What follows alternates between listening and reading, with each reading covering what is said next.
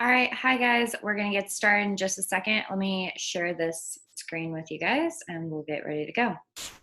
All right, you've already had lessons on the inverted pyramid writing, on lead writing. You've done this throughout the entire year. So feel confident when writing your yearbook story, but I'm just gonna give you guys some tips, reminders that you need to have when you're writing your yearbook story. So we'll just get started with that. Okay, so first of all, look at what you have. You've already had lessons on lead writing, inverted pyramid, and then keep in mind your experience. You've done this, some of you have done this for 2 or 3 years already. If you've been in yearbook for a long time, almost 4 years. If you are a freshman, then hopefully you had a little bit of practice writing this year. If you didn't, then that's okay. This will be your time to practice it, okay? You also have had interviews with your family members already, and you've also written your transcriptions, and you should have turned those in as well. So now we're beginning the part where you actually need to write your feature story. So remember that this is not a hard task. Believe in yourself. Writing can always be a difficult part. For me, writing has always been the hardest part of being a journalist. I like design a lot more than I like writing. And so everyone has their own thing that they like, they don't like. And so writing might be a little more difficult for you, but just try to break it down and don't see it as something, this big, hard, difficult task in front of you, but instead break it up into different pieces, make small little goals for you to write, and that way you're going to get it finished and it's going to look great. So remember that it is 500 to 700 words. So a lot smaller than if you were ever in easing, a lot smaller than the feature story you have to write for easing. Easing is about 1,200 words. It still needs to include direct quotes, correct formatting in the inverted pyramid, and it also needs to follow AP style, okay? So let's just take a look at the inverted pyramid, review that one more time. Remember that with your inverted pyramid, it's upside down for a reason because our biggest information comes at the very beginning, with less important information at the bottom, so that if we need to chop that off, if we ever were writing more like for a newspaper or something, or even in yearbook, if we didn't have enough space for the end of your story, we can chop it off and still understand the majority of your story, okay? So with the inverted pyramid, you have your lead, your background information. Background is also known as the nut graph. So again, we should be able to stop here and still understand for the most part what's happening in your story.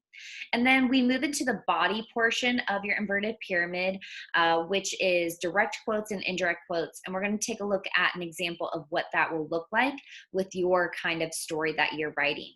And then this less important information. Now, yes, it still should tie back to the beginning of the story, to kind of the overall theme, what's going on in your story.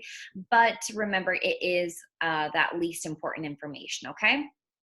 So I wanted to show you guys an example of how your feature story might look like, okay? It's supposed to be a reflection on this time period and what's going on, right?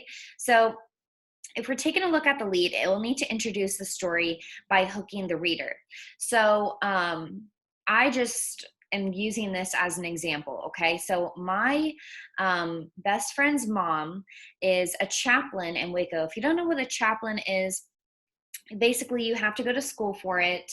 You can go to grad school for it. And once you get your degree, then you are going to work kind of like you would as in a hospital. You would have to do residency. It's interesting. So my best friend right now, her name's Becca, and she graduated from Baylor Seminary this last May. So not this May, obviously, but the May before. So she's been in her first year of residency at a hospital in Waco. And she is a chaplain there. And those are people who comfort those who are in need, usually with more in a religious sense, right? So let's say that you are on your deathbed or something, or you know someone who is, maybe a grandma or grandpa, and they are about to pass away, and you're kind of facing that reality. Sometimes facing those realities is really difficult, right?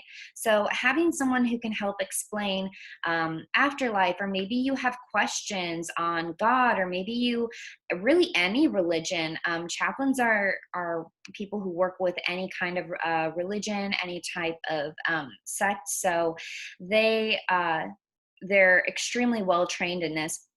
So what's interesting is that my best friend Becca and her mom are both chaplains. Becca really loved what her mom was doing and decided to have her career in it as well.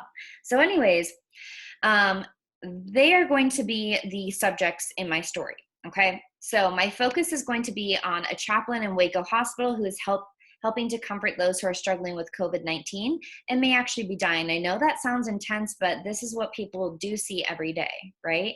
The nut graph is going to be more specific details. So our lead is really trying to hook our reader. So you might have some kind of anecdote talking about, a day in the life of a chaplain. You might have something that says like, you're reading a passage out of the Bible and you're having to help someone who is crying. What would you do? That kind of thing. Something that just really hooks the reader and brings them into that place. The nut graph is those specific details that really give our reader the who, what, where, when, why. We may put the how in there. The how kind of comes with the rest of the story. So who is she? Who is our second source as well? You might want to put your second source in there. You don't have to. But who we're kind of talking about, why she's doing what she's doing through the pandemic. When is this occurring? Where is this occurring? You may not have all of these details in your nut graph, but it's just supposed to give us context, okay? So we can understand what is going on, where we are. So then we move into the body of our feature story. So now we're going to move into this interesting back and forth of a transition, a quote, a transition, a quote. And in the inverted pyramid, quote details, is the same thing, back and forth, back and forth. Okay, so my next paragraph will only be 1 or 2 sentences. It's really short. It's not an academic paper. A lot of you have had time to practice this in Yearbook throughout the year or a couple of years. So you should already have an idea of what this looks like. But again, it's really short sentences. So I'm going to talk about who Karen is, what her authority is, and why she's an important source, all within maybe just 1 or 2 sentences. Then I want a direct quote on Karen's job, why she likes it, why it's important to her, okay? And this is how I'm going to format that. It's a comma, quotation marks, last name, said, period. Now, if you want to have another quote that's coming after this, great. This is another quote. Okay, period, quotation marks, right? So you could format it that way as well. If the quote is longer than 2 sentences, you need to have the last name said after the first sentence. It's just how we write in journalism. So I'm going to be looking for that as well. Okay, my next paragraph is going to be a transition on why on what she is currently seeing in hospitals, and then a direct quote on her, maybe about how she's feeling about the whole situation, the people that she is seeing in the hospital with the virus, what they look like, maybe what they are feeling. I'm going to have my next transition, again, only 1 or 2 sentences that introduce my second source, which is her daughter, my friend, Becca, who is also a chaplain and is in her first year of residency. So it's crazy that after 8 years of being in school, getting her bachelor's degree and then getting her master's degree, and then her first year in residency, this is what happens. That's got to be a bit rough. So I think her opinion would be really interesting in this story. So then I'm going to have a direct quote from her. Now you can have indirect quotes. Indirect quotes are paraphrased quotes. So it's still what the person said. You're not changing the meaning, but it's not this direct quotation right here. You could have something like that, and that's okay, but you still need to have the same inverted pyramid structure. Okay, so these are some things I'm going to be looking for, which I think you really need to keep in mind. The first thing is that it's a last name said, okay? So this is just taken from stories that I've seen from other kids. It's an important aspect of the stadium. Common quotation marks, last name said. Do not put Mr. McGrew said. Do not put Professor McGrew said. Do not put our first name, last name said. It's just last name said all the time. If you get that on there, you're going to be good to go. Okay. Second thing, if the quote is longer than one sentence, your attribution needs to come after that first sentence. Okay. Your attribution, this is your attribution, is person said. Okay. That's what I mean when I say attribution.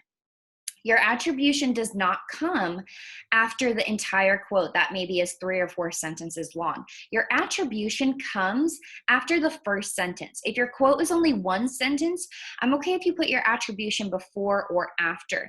But your attribution, if it's longer than a couple of sentences, should come after the first sentence, okay?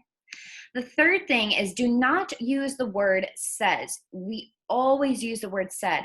I know you probably see the word says. If you're looking at an article on NPR, they might use the word said. If you compare different news sites to each other, each one's going to have different formatting styles. For me, and what I would like to have you guys do moving into the future, this is how newspaper does it. This is how Easing does it. This is how we always do it. We use the word said. Okay, so please, please, please use that word. Okay, and then the fourth thing I'm going to be looking for is that every quote is a new paragraph. So really just making sure that we have that separation between that transition and the paragraph, okay? Or sorry, the transition and the quote. I said that wrong. Transition, quote, separated.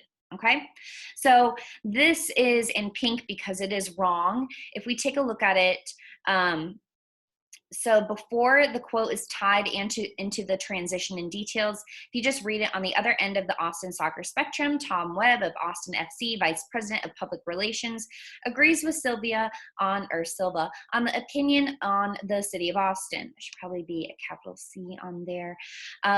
Webb says during an interview, Austin is quite rightly one of the most dynamic cities in the world. I personally have traveled extensively, blah, blah, blah. Interesting as Austin, Texas.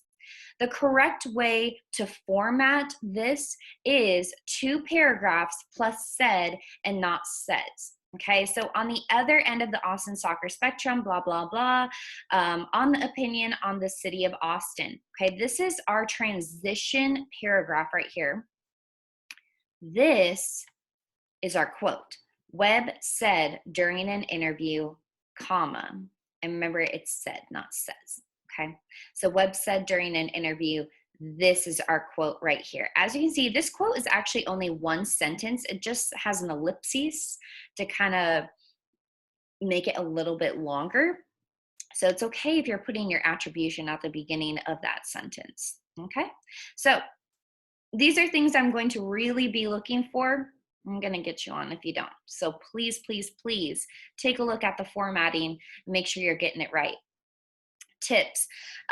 Start with your quote. So really this is just to help you with writing, because writing can look like a mountain, right? And you're at the very bottom of the mountain. So once you start looking at your quotes, your transcriptions, and you see what is important, and you begin working from there, and you start going through your quote transitions, that's where I would start. So once your body is finished, you're kind of at the peak of the mountain, right? And now it's just downhill from there. You just need to write your nut graph, your lead, subhead, and headline, which are not hard things to do. It's really getting that body very solid, right? So start with your body and then work your way kind of backwards. The last thing I have for you guys are your instructions for the assignment, which is it is posted on the assignment, but I thought I would just go over this with you. 1, I need to see an inverted pyramid structure, and so this is what you need to include with your inverted pyramid. Headline, subhead, kicker, byline, lead, remember, nut graph, your details, quotes, that body right there, details, quotes, and then any additional information at the very end. Second thing is AP style book usage, and I know this is difficult, so if you have questions, let me know. But there are some things that I think, especially because I'm giving you the slides on the AP style book, you should be able to get this pretty much correct. There might be a couple words you don't know how to spell or write. You can always contact me and ask me, but for the most part, it's pretty easy. 3 direct quotes as a minimum. I would like 2 from one source and 1 from a second source. Again, that's a minimum. If you want to put more quotes in there, go for it. But keep in mind, the last thing, number 4, is that it's a 500 to 700 word story. So it's not super long because we don't have a ton of space in our spreads for stories. So we're trying to keep that in mind because you're also going to have an alt copy story, which was your gonzo style journalism, and you're going to have photos as well. Okay. So anyways, that is your yearbook story. Good luck. If you have questions, go ahead and let me know.